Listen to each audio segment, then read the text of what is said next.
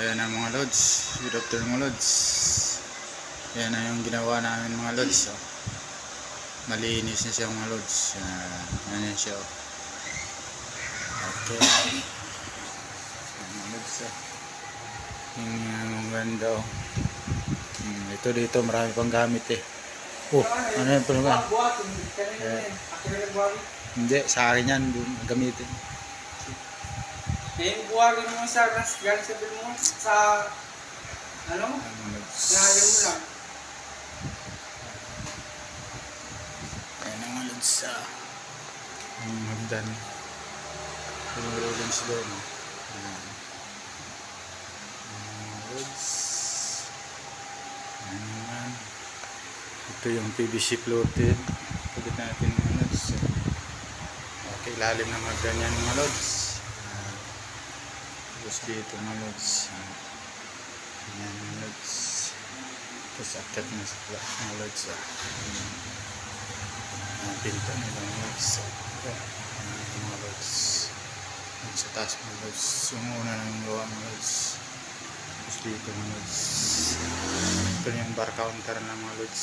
Yan yung may ilaw silalim. Food light. Ayan mga lods. Silalim. Ilaw silalim. Okay. Tapos CR nila mga lods. Yan. Ayan CR mga lods. Dalawang CR. Ito yung isang mga lods. Ayan CR isang mga lods. Ayan lods CR na. Isang CR mga lods. Dalawang CR mga lods. Ito naman yung batuan nila mga lods. Exhaust. Wala pa yung cabinet dyan. Yan yung kitchen mga lods.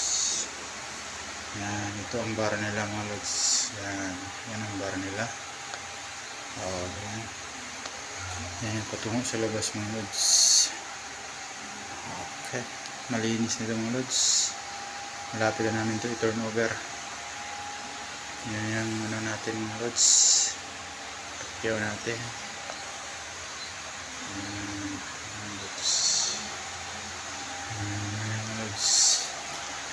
Tapos na yung sukat italis pa. Okay, yan siya mga lods. Yung ilaw sa taas. Simple lang pero may kagandahan siya mga lods. Yan yung bar counter niya kasama ng lababo. Diretso lang. Yan mga lods.